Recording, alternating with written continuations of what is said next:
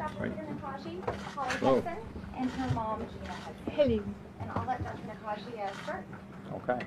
Hi, everyone. Welcome.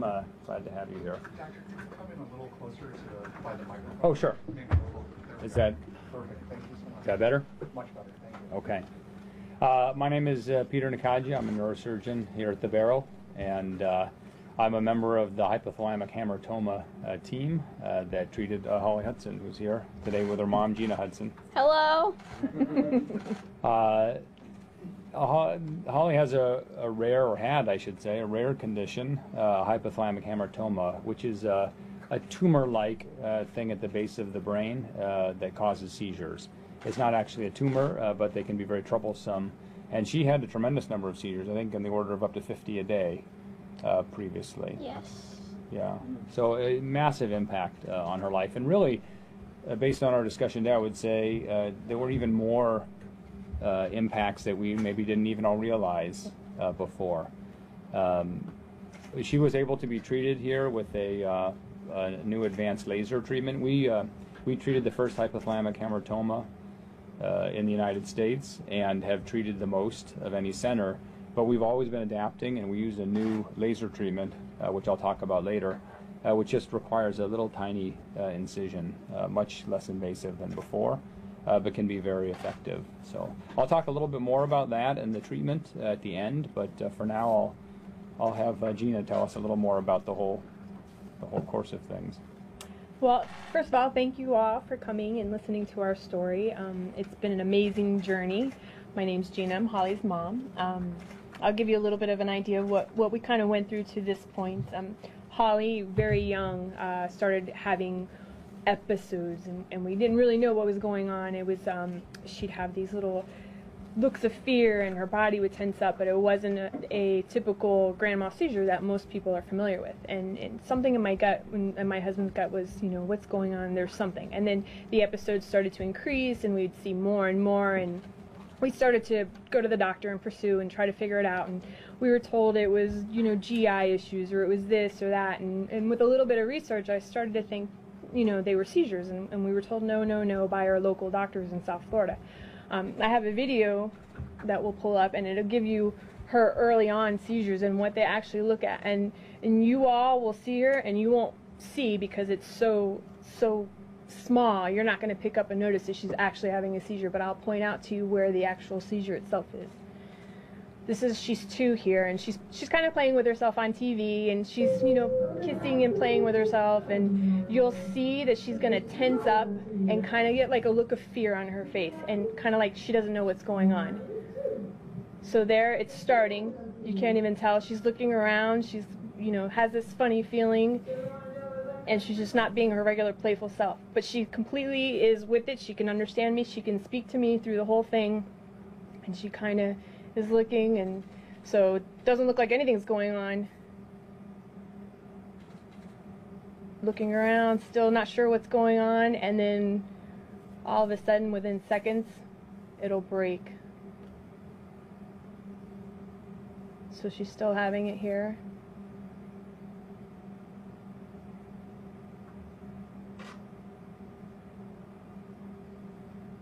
And she's kind of, with the sound, she's kind of whimpering a little bit. And that was it. Right there, she spun and it broke, and she's right back to her regular routine, goes right back into it. So when these episodes first started, they were so far and few in between. We really, as a young little baby, we really didn't think much of them, but they started to increase, and she'd have multiple a day, and they would last longer. They got a little more intense, and then she started to have this laugh, and it was unlike any laugh she had throughout the day. Her eyes would kind of glass over, and she can completely respond through the whole thing, but there was something going on. So we took her to local doctors. They told us nothing. They told us they didn't think it was anything. Finally, with persistence from my husband and I, knowing that there was something going on, she was diagnosed with epilepsy at 3 years old. We were told she was growing out of it. It would just, a lot of children have it and grow out once they get a little bit older. She just wasn't growing out of them. Multiple medications and diet changes and tests and blood draws, and years later, after 3 or 4 MRIs, they finally found the hypothalamic hamartoma 2 years ago when she was 10. And through our research, I found a story on Yahoo, actually, of a young man from Arizona locally that had this amazing procedure by Dr. Nakaji. And I was like, that's it, that's our story. And we contacted the hospital, and they agreed to take her case on, and from there it's been a whirlwind year over the last year, but it's been an amazing journey, and we could not be happier with the outcome. Holly, June 6th of this year was officially 1 year seizure free. She hasn't had one seizure since her surgery. Yep, that is true. Hi everybody, my name is Holly Hudson. Only I could describe what my seizures were like. I would describe them as peanuts dancing around in my head, which is kind of strange. Not everyone describes seizures like that. It feels like undescribably weird. The tumor in my brain caused so many different things, math problems especially, reading comprehension problems, and mood and eating problems. But since Dr. Nakaji has removed it, I have my first B in math. Yay! Celebrate! So it's definitely been some sort of year for me. That's definitely a truth. And now I could go over to my friend's house and have sleepovers without their parents pulling out my dosage of Keppra and them saying, "What is that?" And like, "Oh, just some vitamins to make me smarter than everyone I know." So yeah, she struggled over the years. She would hide her seizures in front of her friends. She was always worried about going to sleepovers, things like that. So now we're not on any medication. We're free. We're doing everything just like everybody else. We were told by surgeons in South Florida area that she would be dependent upon us her entire life, that this would get worse. She'd have behavioral issues and learning issues, things like that. And, I couldn't accept that. I wouldn't accept that as an answer. And we came out here, and 3 stitches and 1 night in the hospital later, she's seizure-free. yep, that is so true. Yeah, I think that's what's really key about this condition is it's very rare. So 1 in 200,000 people have it. It isn't easily recognized. It's not like the kind of seizures where people fall on the ground and shake. Yet it's equally disruptive to life. And we're very cautious always with epilepsy about what we say. But having treated you now and seeing you off of medication completely and everything better and not one seizure, we're happy to officially declare you seizure-free at this point. And I think the prognosis for a regular life is excellent. Yeah. Yep, I feel like a whole nother person afterwards. The first words I remember my mom saying was, "She has 3 stitches," to a nurse in my hospital room. And I'm like, "I have stitches? Where's my hair? Did I have brain surgery?" And she comes over and sits on my bed, on my hospital bed, and says, "Holly, listen, this is not easy to explain to you, but you had brain surgery." I'm like, "What? How could you do this to me?" So, yep, that's what happened. Tell everybody what you want to be when you grow up. I want to be a famous comedian I'm sure you all can tell. with Steve Carell, because he is very funny. I love Steve Carell. He's my favorite actor She's ever. practicing on all of you now. So, yes. Tell them about your bear. Oh, yeah, as you can see, I made a Build-A-Bear for Dr. Nakaji. Came with the birth certificate and everything. Because he's my hero, and I thought it was a little embarrassing at first because I was the only 12-year-old in Build-A-Bear, and there's 5-year-olds. But it was worth it, right? Yeah, but it was definitely worth it. I have no such pride. And I'm happy to have my Holly's Heroes Build-A-Bear. So, yeah, this is really a nice thing because before we had a lot of treatments for this, but a lot of them were very invasive. And people sometimes had to suffer the consequences as it's kind of a trade-off. Now there is much less of that. We really have just one tiny incision. It's actually very hard to find the spot where surgery was performed. The hypothalamic hamartoma is very deep in the center of the brain, so it's not a very accessible area. You have the picture you can show. But it's more or less dead center in the head. So the hypothalamus controls a lot of our fight and flight responses, coordinates temperature and energy levels. really right in the center of the brain above the pituitary gland. And to reach this area before, we would have done fairly invasive surgical procedures to get there and to take it out. A lot of critical structures nearby. But now what we do is put in a little laser probe under MRI guidance down into this spot, and then by sculpting the energy of that laser, we can basically melt away the hamartoma without damaging the rest of the brain.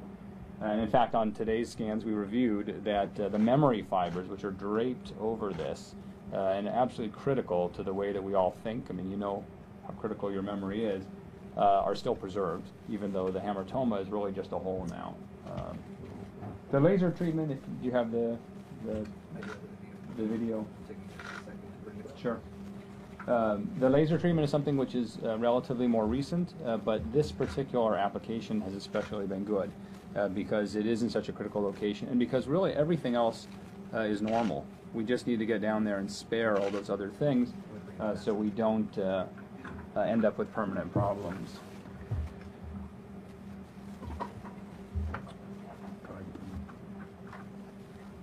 Yeah, go ahead and you can run it. This is actually a product of the Medtronic company, and the way that it works is you see where the brain is. We advance basically this thin probe down under MRI guidance to that spot where we can apply the energy. So this is an example of the brain. That actually is not where our particular thing is. Ours would be here, but we put on a kind of a frame, and then using the frame like this, we can direct really to any point of the head with sub-millimeter accuracy. Why is that important? Because the thing that we're treating that's caused all this trouble is really the size of a very small pea, and it's really in the middle of everything. So we want to make a tiny hole, and we have to hit that spot exactly. So the cannula is applied, the direction is set out. We have a kind of a guide which screws into the skull. You probably don't want to think about the details of this too much, but then we were able to pass this down into the head through that port and get it very precisely in position. So here's the kind of a laser, and it goes right down into the center of it. And then in the MRI scanner, we can actually see the laser working. So MRI has advanced a great deal. We can do something called MRI thermography, where we can see the temperature being raised by the laser and then know exactly what's happening.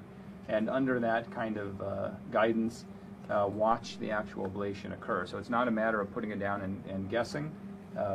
We can see what's happening on it during that time. The energy is delivered there. This is not radiation in the sense that we usually think of. It's really just concentrated heat. It melts it away. And the hamartomas, having removed many of them open surgically, don't have a very good blood supply, so they can't carry heat away.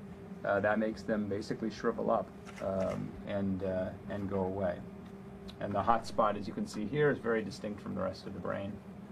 And that essentially is how the treatment is performed. Once it's done, we just basically bring the person out of the scanner. We then do another MRI and confirm we've accomplished our goals, and then take out that little port at the top and put in a stitch or two, and that's the whole thing. It's really a big advance to be able to offer this, and really mostly to do what we're all here to do, which is not to melt hamartomas, but actually restore life and function back to the way it should be. Yep, that is so true. So yes, I do feel like a whole new person, honestly. If it wasn't for my mom and my dad, I would have never been here today.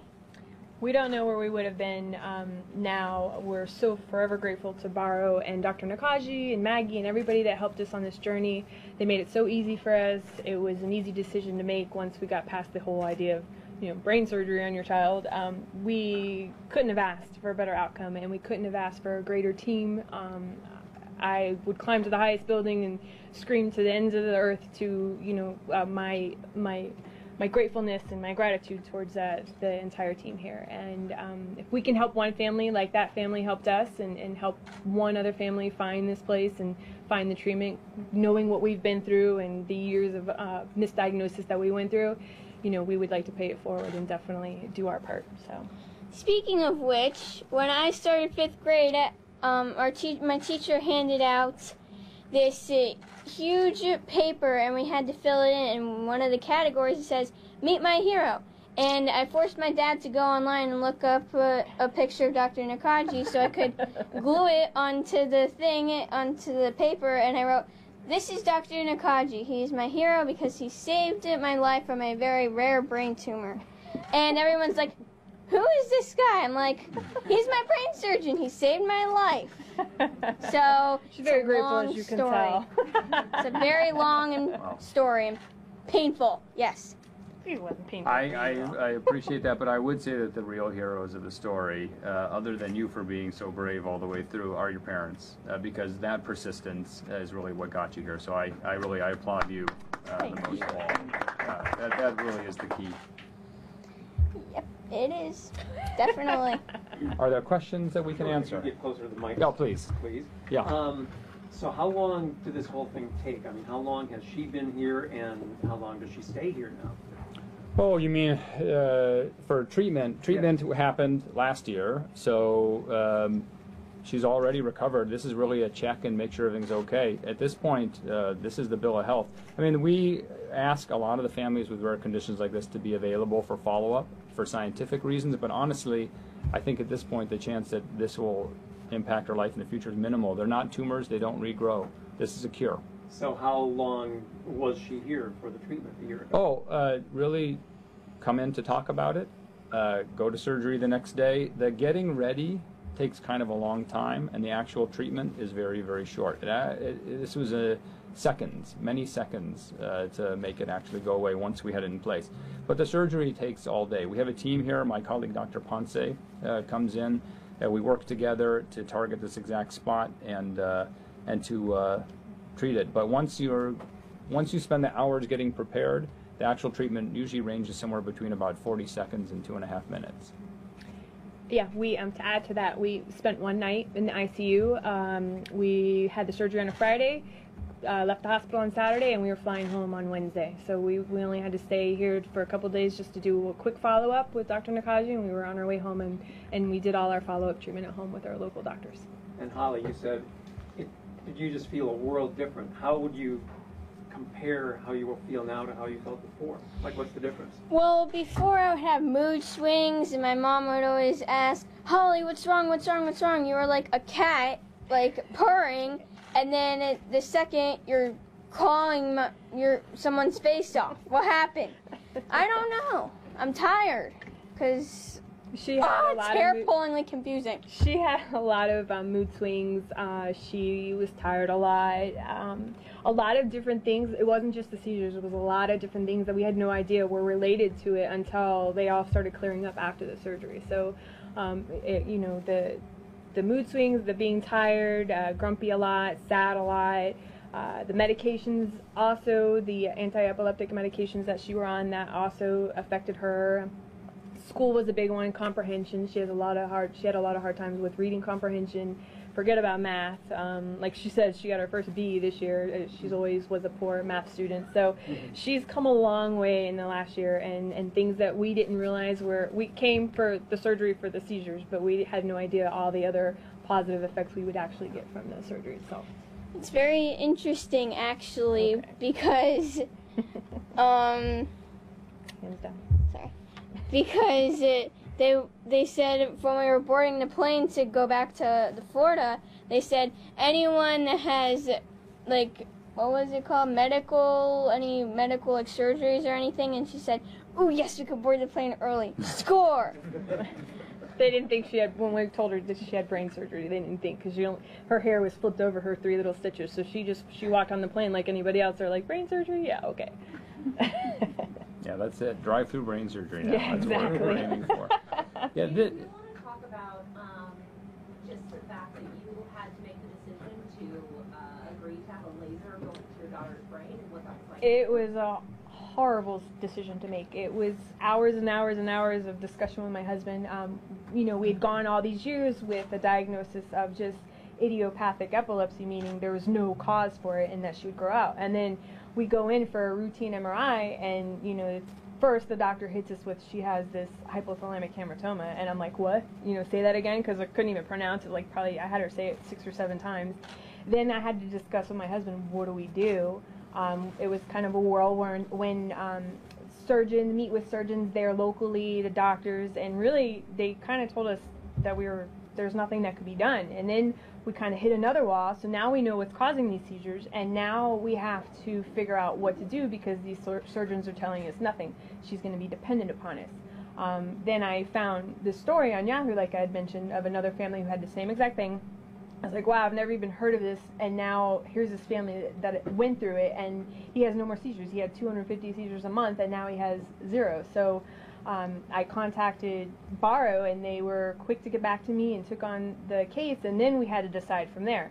And it was hard because I was worried. You know, I tell her all the time, you can pretty much replace any organ in the body except the brain. And I didn't, her symptoms were so minor that I was afraid if we go in here and we cause more damage, am I going to have the same little girl coming out that I did going in? And so it was a big gamble, but I did a lot of research on Barrow, and I was so happy with all the answers that I got from everybody that, you know, I put my baby's life in their hands, and I couldn't have asked for a better outcome.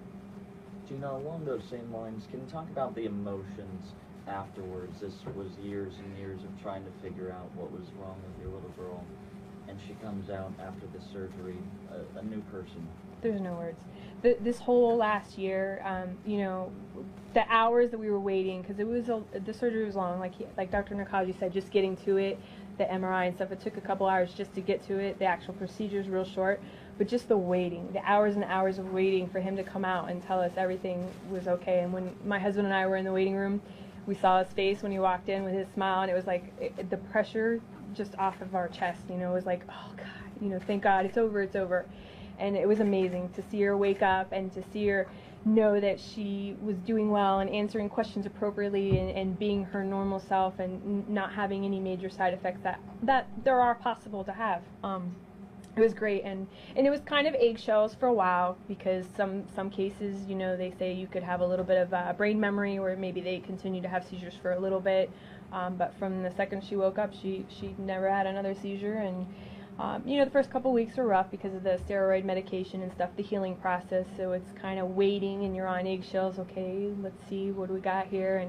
And as the summer went on and she got better and better, it was just, I mean, it's been an amazing year. I don't even really have words on how great it's been. It's like a new, you know, new next chapter, new chance on life to see the things that she's going to be able to do that I was told she wouldn't.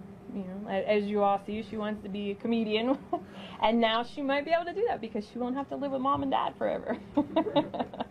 She could take care of us instead of us taking care of her now in the future. Yep, there is some stuff I know that they don't. That's very true. Yes. So it's all positive feelings, all positive, amazing feelings. I have nothing negative to say about the experience at all. Doctor, how does this procedure compare to previous treatments? Yeah, the prior kind of surgery that we would have considered doing would have been either to put an endoscope, which is still a relatively small tube, but much larger than the laser, down into the ventricle of the brain, fluid space, and then operating through that. Very unsatisfactory in a lot of ways because the part you need to disconnect the most is the farthest from you when you're doing it. Or making an opening across the top of the head and going down between the two hemispheres of the brain, opening a structure within the brain, and then going down and dissecting past all of those critical structures, but not with a tiny thing, with relatively larger instruments, and then trying to remove that tissue. And we had done that many times before. For a small lesion like this, it's just in the wrong spot. It's really, you know, it's like having to cut through an entire car to turn the ignition switch off. We don't want to do this. This is like reaching through the window with a stick and turning the ignition switch off. Because all we have to do is turn off that switch and then the seizures go away. So this is much, much less invasive. We would have expected people to be in the ICU for many days with the older procedures, to have a lot of side effects, and to say not just that certain things could happen, but that they're very likely to happen. We still, you know, have that option for some people, but for a case like Holly's, this really is the best treatment. Dr. Nakaji, do you actually remove the tumor, or No. do you destroy the tumor? Yeah, we melt it with a laser, so it's a little bit like when you, well, probably don't like to think of it like this, but it's a little bit like if you go to the dermatologist and they freeze off a wart, or they cook off a mole. It's really like that, and it just melts away. So the tissue is absorbed by the body, and it leaves behind a little hole. And in fact, today when we looked at the scan, you could see that before there was a little thing like a pea in there, and now there's a little hole the size of a pea in there. Your expression was priceless. Thank you. I've been working on it all day. Never know what's coming out of his mouth. So leading up to the surgery, we had doctor's appointments every day. We had a learning teacher, a psychologist, or a psychiatrist. I don't know. They're confusing. I don't know my differences. And other doctors I don't know the names of that are really big. And then we met Dr. Nakaji like the first day or something, I don't remember. And I don't remember him telling my mom that you have to tell her something. So we got back to our hotel room, and she said, there's a little spot, like a raisin, in your head. And Dr. Nakaji, who we met today, is going to take a laser and zap it, and it will go away. And when she meant laser, I thought she meant like a laser pointer or something like that. We didn't really tell her she was having major surgery. Yep, We and spared her that. they kept the secret pretty good, actually. That's all I could say. Other questions? So that year mark with no seizures, this is kind of, do you feel like you're able to breathe? You've probably been keeping an eye very close to make sure, but what's it like now, having get that milestone of the year? Well, a year ago, it feels very different. I mean, if you look at pictures of me before, I look the same, except now I look older, and people say, wow, that was only a year ago. I'm like, It was a long year for us, though, right? yeah. What did we definitely. do on the 1 year anniversary? Well, I forgot. What did we do? She has a little Facebook page that was called Holly's Heroes, and we had a lot of support from all of our friends and family. And she posted a cute little video on there of her doing her little wacky dance celebrating her 1 year anniversary. And she also made a video for the family. We've become friends with the family that helped us find Borrow, and she made a little video for them as well. And so we did that and we had a brain party, a 1 year seizure-free brain party where she had chocolate brains and pinned the tumor on the brain and all kinds of brain games, Jello mold brains, and everything was brain and seizure-free themes. So. Okay, first, let me correct you on that. Oh, I'm sorry. The pin the tumor on the brain did not work out because there was no ink in the printer. So, yeah. That's So we had a celebration. We had a big celebration, and I mean, every day has been a celebration, really. So. Yeah, it was the video was very funny because I was dressed like a unicorn and I had confetti in my hand, and I walk out of my room and I'm like, Mom, mommy. She's like, what? And like, do you know what today is? And she's like, no, what? And then I throw the confetti in her face. I'm like, 1 year seizure free. And then I'm like, woo, party, fiesta. And then I just pranced away like a unicorn. And then that was one of the most popular things. Entertaining. Yeah, that's what we did. Yeah, the weight being off, I think, is a very significant thing. It's not simply not having the seizures, but they not having to fear them anymore, I think, is a huge thing. Yeah, the freedom. It's a newfound freedom for sure. Not having to make sure she takes her medication at the right time, and if she's too far away from us and something happens, is she gonna have a seizure? Is this gonna be the big seizure? Because we were also told that the seizures could progress and become more. Always worrying about where she was at, who she was with. You know, she was always fearful of going away on overnight school trips, things like that, because she was always worried about somebody seeing her have a seizure or whether she was going to get her medication. And there was always a little bit of anxiety built into it. Also, with all the tests and stuff over the years, and the blood draws, and the MRIs and the CAT scans and things like that, she was always had a level of anxiety, and now we're done with all that, so we don't have to do it, and it's just nice to have that freedom and to know that we're done with that, and it's time to move on and do the next chapter. And no medications or anything? She's been off all her medications since December. She's been great, awesome, wonderful. Just doing her typical 12-year-old stuff now instead of having always to worry about something, going wrong. Just typical average girl now, huh? Yep. Now I get to deal with the regular teenage tweener stuff instead of the medical issues, which I'll take. I'll definitely take. That hasn't happened yet. That is false. False. Do not listen to this woman. We're going to do one more question. I guess, Doctor, how do you feel seeing Holly a year later? The emotions that you might experience seeing her recovered? I mean, this is why we do what we do. This is why we do what we do. And it's also why we embrace new things all the time. And we really appreciate their willingness to continue to participate in research because not everyone yet can we cure. But as we find these new treatments and we recognize them, I mean, this is something where they could have gone on and people could have said, well, there is something there, we don't know what that is, and well, we don't treat those. But as we all begin to recognize these things, increase the awareness, find treatments, find better and better treatments. I think I have done every single known treatment for this particular condition and have continually tried to refine them. This is just one more step in that, and I don't think it'll be the final step because although this treatment was fantastic and perfect for you, there are people who have HHs that can't be treated completely this way, and we need to use those other techniques. But that's okay. It's all part of the advance. So for me, it's a confirmation that we've done a good job, and it's a challenge to keep doing a better one. Have you done the surgery on other people? Yes, before and since, yeah, many times. It's a complicated condition. No two are quite the same, and I think maybe the courage that goes into being a parent for this isn't even completely appreciated when you just look at it this way, because when we have that discussion, we do talk about loss of memory, loss of control of one side of the body, potentially loss of ability to see in certain areas, loss of control of energy, weight gain, inability to control your urine output. These are all things that are in a space which is truly smaller than your thumbnail. That are all real risks. However, I will say that having done all those other kinds of treatments, the modern version of this program is very successful. It's not perfect, but it's very successful. Do you have any age limits to that? No, we have treated, well, the very, very young, it's challenging because it has to be so incredibly precise, and when we're very, very young, our heads are actually a little bit squishy.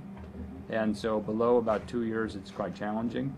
But no, we treated on some people who are much older because some of them were never recognized. And some of them had major surgical procedures in the past where when we look at it now, we say, well, what about the hypothalamic hamartoma? But they just didn't recognize it. They removed parts of brain or done other things because that was what they knew at the time. That doesn't happen anymore, fortunately. How often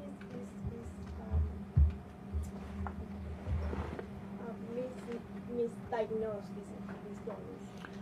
Well, I think it does happen. I think that people don't always appreciate it. It's a very subtle thing. Hypothalamic hamartoma doesn't stand out and glow like a brain tumor or something does on our scans. So I think it is missed from time to time, or it's not fully appreciated from time to time. We review a lot of scans here on people who, see something in the region and think it might be. So it does happen. I think awareness is key. I think persistence is key. If you, in some ways, I would say if you're one of the lucky ones who has it, you could expect to be cured, which is a big deal. It's a very big deal. On the Facebook Holly's Heroes, would we have permission to use some of those photos and Oh, of course. the video? Of course. There was all kinds of ice challenges done for her because we had to raise money to get out here from South Florida. So a lot of fundraising. My husband and I are both firefighters in South Florida, and so a lot of the local fire departments all got involved. And there's plenty of stuff on there for you to see, and you have permission there. Thank you. Again, the name of the website? Holly's Heroes is on Facebook. I would like to inform everybody that I did an ice challenge the day before school started to thank everybody, but it did not go very well. That's all I can say. It was a misstep? Yes. It was a chickening out more like it. Yes, it was. Like, I like it because it was like a little plastic kiddie pool, and I'm like trying to crouch down to get in it, and then I get out, and I'm running, and I jump in the pool, and I'm like, that feels better. So what grade are you going to be in now? Sixth. I'm going to middle school next year. Yay, middle school. My new challenge. I'm done with one challenge and on to the next. How soon do you start? August 19th, probably, I would say. So, okay, cool. And the teen years are just starting. Oh yeah, Yeah. yeah. Like I said, I had to deal with one drama. Now I get to go into the next. No break in between. But she's a good kid. I don't foresee too many problems. So I'll take those problems over these any day. Thank you, All right, everybody. Great, thank you. Thank you. Thank you all for coming. Bye! Appreciate everybody coming. This is a huge day for me. This might be my big break to become an actress. Yeah, never know. Yes. You never know. Hopefully. You should have prepared some material. Yeah, hopefully. I wish I did.